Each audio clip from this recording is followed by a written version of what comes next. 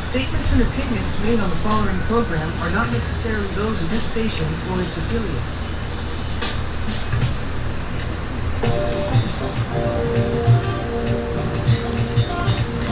It's time for the Dwight Lilly Show, where the BS stops. Okay, Dwight Lilly back here for Monday, the 5th of August. Support for KPFF is brought to you in part by Pure Communications, an internet service provider to Pahrump and surrounding communities. For more information, contact Pure Communications at 702-628-5662. Also sponsored in part by the Private Well Owners Cooperative of Nye County, a leader in water and aquifer education and advocacy of the rural lifestyle and rights of domestic well owners. For more information, visit www.privatewellowners.com. Also by Dan Shinaki, a representative of Universal Solar Direct, a provider of solar power systems and high efficiency windows for both residences and businesses in Southern Nevada. For more information, call 858-345-7128, and also by Betsy's Ethical Massage, located at the Pahrump Wellness Center, 2341 East Postal Drive in Pahrump. For more information, call 775-513-4026. The call-in number is 775-751-2579. Okay, today at 4 o'clock at the Valley Electric Conference Center, there was a workshop hosted by one of the local solar companies that dealt with net metering.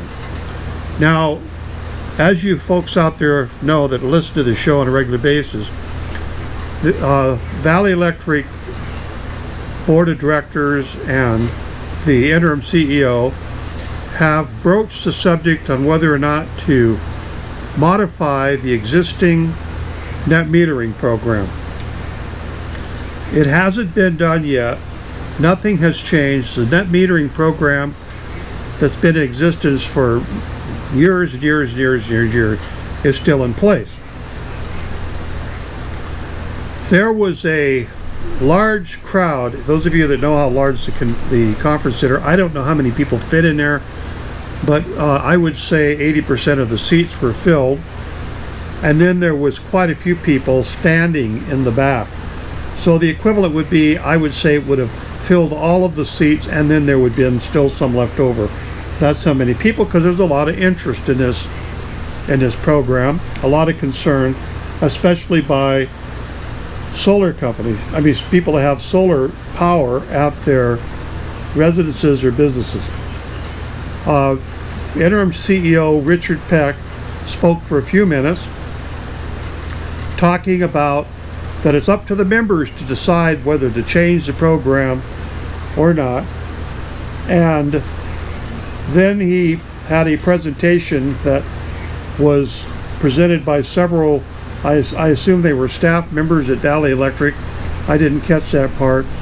With seems to be like a sales job on why it was unfair to continue with the one-for-one program that is now in existence and has been in existence for years.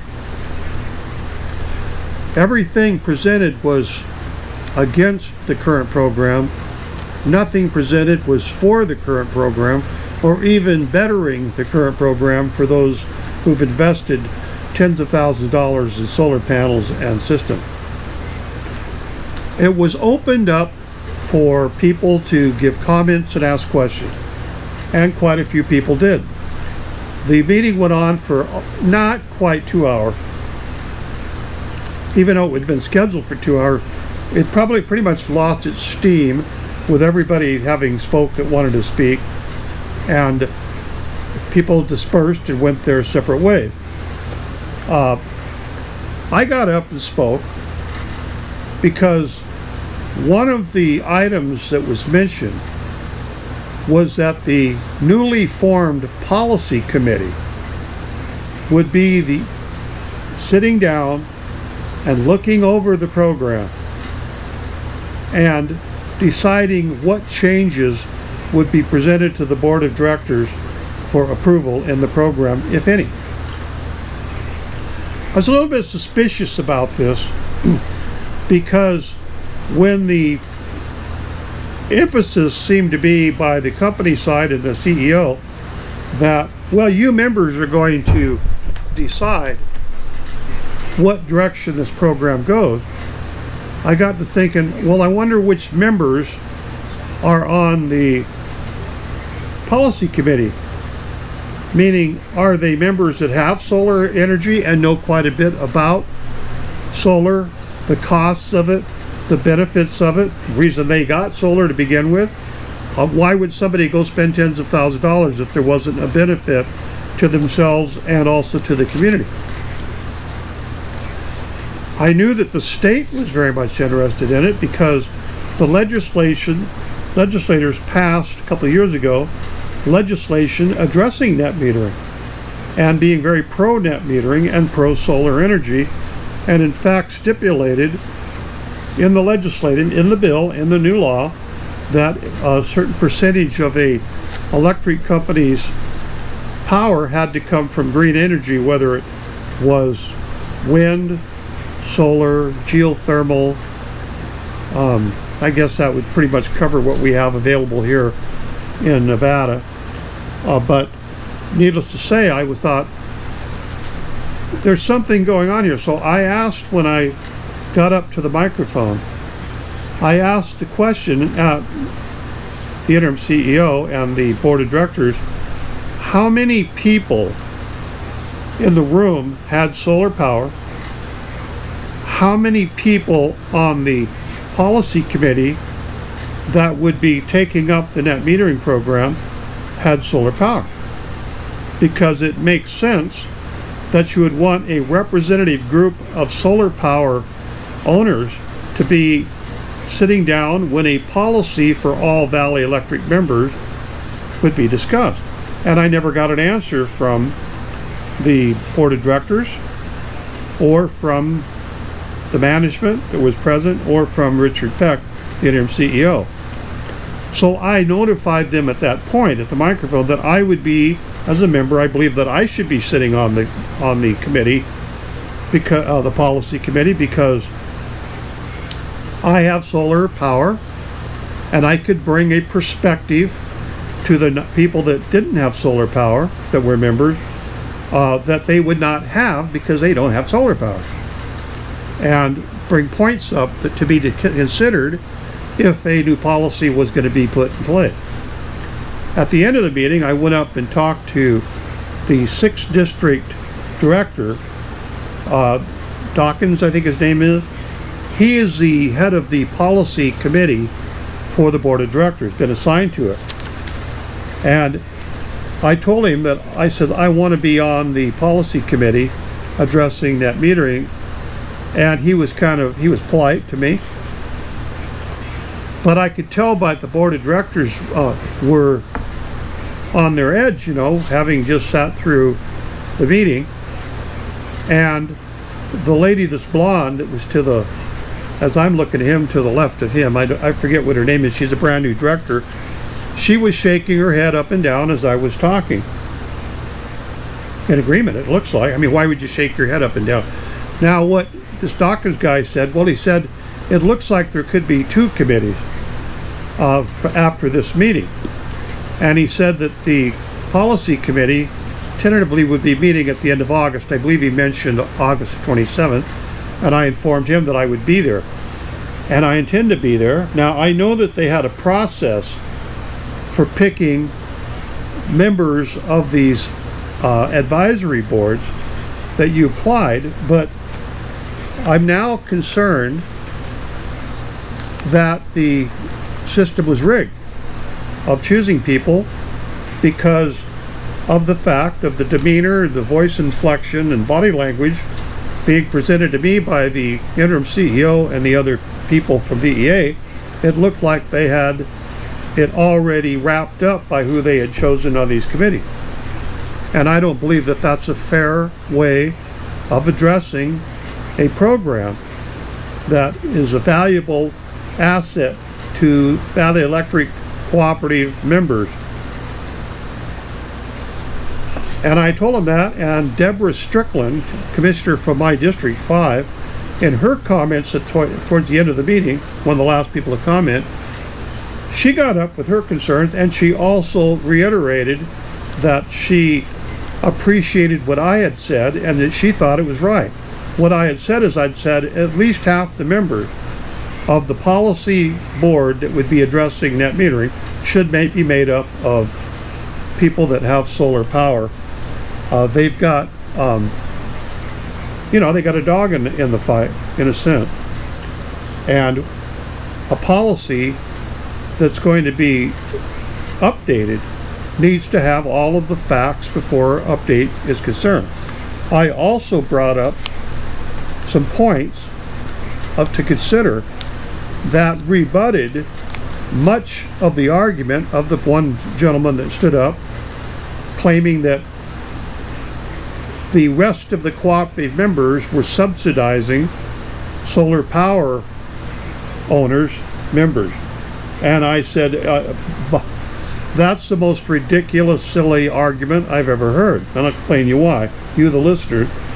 And as I explained it, and I'm paraphrasing what I said at that meeting, but I said, my wife and I'm 71 years old, and my wife is no spring chicken either, although she argues that point. We sat down and carefully determined whether to put solar panels on our property, not in a spur of a moment, but I would guesstimate over the last 15 years. And we also looked into wind power. And you can see some of those systems around town here. One in particular at the funeral home up there on Vicky Ann. They have one of the wind systems there, but I couldn't see where it would pencil out. The amount that it produced was not worth it to me for the $16,000 which I was quoted to put one in. And the solar systems were expensive, so when you're deciding on a major purchase like this, especially at our age, I wanted to make sure that we had all the facts and figures together, that we could amortize the system out over a reasonable amount of time. But also, I was acknowledging, both of us were, that although we would probably not live to long enough to see the full benefits of the system that we're putting in, future generations would. And I'm all for serving the people here. You guys know that. I have this radio show here. I'm very active. I'm the president of the Private Well Owners Cooperative. None of this I get paid for. It costs me money, and I'm not just crying on your shoulder. It costs me money and a lot of hours to do what I do for this community. Whether you agree with my positions and what I do or not, I believe I'm adding benefit, and I believe that the solar system that we installed is adding benefit to the Valley Electric cooperative members and to the community and to the state of Nevada and to the United States of America and to the world. Now, I can't reach my phone right now, but when I have an app on there that connects me to my system, and it tells me how much my system is producing, basically hour to hour.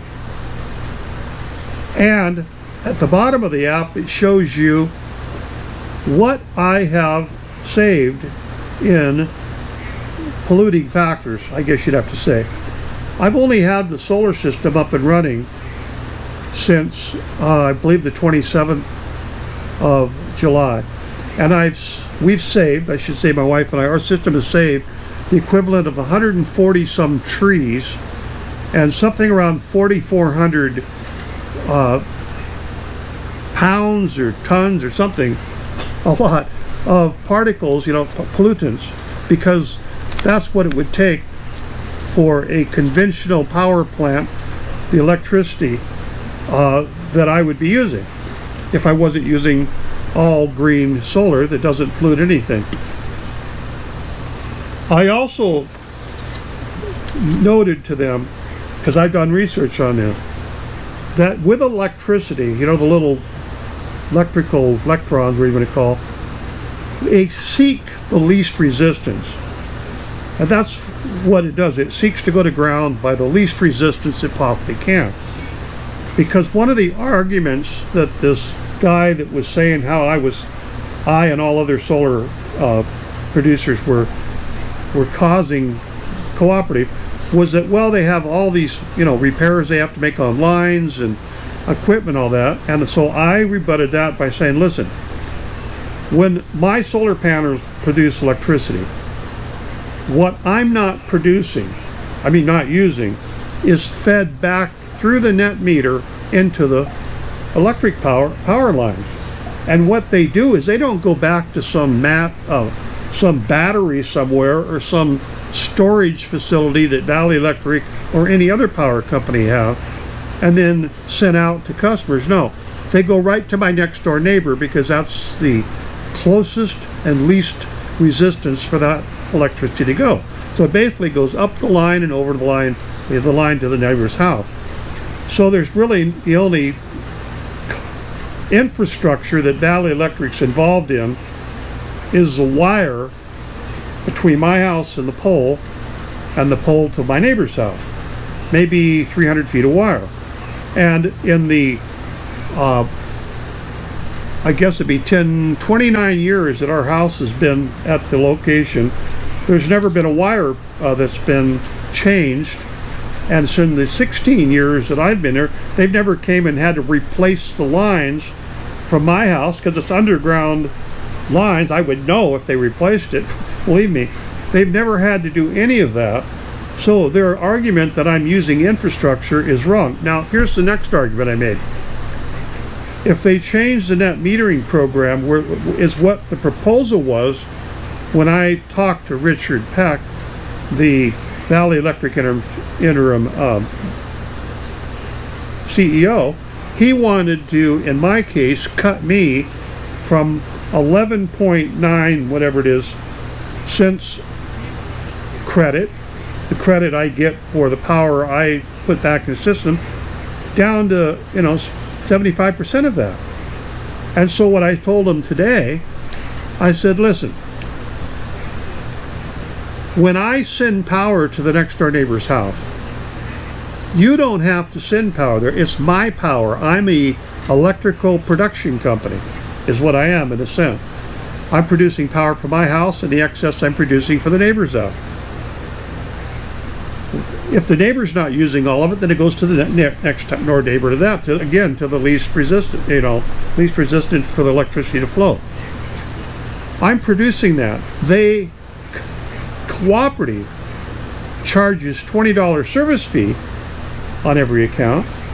So Valley Electric is receiving the $20 service fee from my next door neighbor, and they're receiving the full retail amount charged to the neighbor for the electricity, but they want to now give me 75% of that. Why should I and my wife be subsidizing the rest of you VEA members to the tune of 25% of my cost of production? That's patently not fair. Now look at it another way. I'll give you another example. If you go down, you're thinking about painting your house. So you go down to Home Depot and you figure, well, it's going to take me, and I'm just throwing this out there, I don't know your house, it's just an example. I need 10 buckets of paint to paint my house. So I buy 10 buckets of paint from Home Depot. Or it could be Lowe's, anywhere. I'm not promoting any particular company here, just an example. But I only use 9 of the buckets. So what do I do with the other bucket? What do you do with anything like that? I take it back to Home Depot, go into their returns line. They have a whole system set up for that. And I put the bucket up on the counter, and the person looks at my receipt and scans it and gives me back the full 100% that I paid for the bucket of paint. Why? Well, just like in Valley Electric's situation, built within the retail rate of the electricity, is already the cost of maintenance, the cost of repairs, the cost of transportation of the electricity. All of those infrastructure and office expenses and everything are already built into the present rate. And on top of that, I've been to the last 2 board meetings. The financials that Valley Electric has presented shows that the company is in the black. The Valley Electric Cooperative in the black. So with all of the solar in place right now, the rates are already being covered, plus some, plus a lot, plus a lot. So how am I costing you out there, the members in the radio world, or anybody, anything, if you don't have solar power? I'm not. I am giving electricity that doesn't have to be bought in the open market. Now, another point I brought up, because of the state law where utilities have to have a certain percentage of their power produced by green energy, there are some cooperatives and some power plants that they simply don't have people producing much solar or wind or any alternative energy. There's a lot of counties that way. There's a lot of areas of the state, a lot of small cooperatives, a lot of, that they can't come up with that percentage by what's being produced amongst their members. They don't have the money to put their own solar systems in, or wind power, or anything. My green energy that's being sent to Valley Electric can sell that extra credits of green energy above and beyond what their requirement is under law to these other utility companies and cooperatives at a premium rate, far and above the wholesale cost of electricity. Yes, because that's a premium. But it's just like in some utilities, in some areas, they charge more for power that's to their customers at nighttime than during the daytime. In other words, they have different rates of power that you pay dependent upon the time of day, because of the way the structure is of when they buy it wholesale. I guess that's what's based on. So the company could also sell this extra power to other utilities that need extra power, and they could get right in and say, hey, we've got all this extra green energy flowing in. We'll sell it to Los Angeles Power, or whatever it is, PG&E, whatever is over there, or some other power company, maybe in Utah. See, we have a grid that comes all the way from Canada down to California, Oregon, Washington, I believe Idaho, Montana, Utah, Arizona. I mean, it's all this grid. They're all interconnected with wire. So again, I'm not costing anything. I'm actually making money above and beyond the wholesale cost to Valley Electric. So where are we going to go from here? There was lots of people that spoke out. Many people felt it was just patently unfair, as I do, to change the program, and because when we again had sat down and penciled out the cost, I had factored in the net metering program, and I signed agreement with Valley Electric. Yeah, you sign an agreement. You don't just get on it. You sign an agreement to be on the net metering program, and so I was factoring in the cost of electricity, retail cost, and if it's 1 for 1, then that's the amount I would be credited, so that it could offset the payments that I make on my solar system. If it gets reduced, then I'm in the red, and here I am benefiting all of you members out there, and it's costing me to do it. And how fair is that? So there's going to be, again, this is not a policy that has been settled on, but it's a policy that all of you should be concerned about, because eventually there will only be green energy, regardless of what the oil companies. Now here's the argument I hear. Well, you guys are so subsidized already, you solar people. Let me tell you what the subsidy is for conventional oil and gas in the world. Are you ready for this? You better sit down. The subsidies that governments give to conventional oil producers, conventional gas producers, coal producers, so forth, is $5.7 trillion. So don't tell me I'm being subsidized. You're already being subsidized if you're getting any power from a conventional power plant.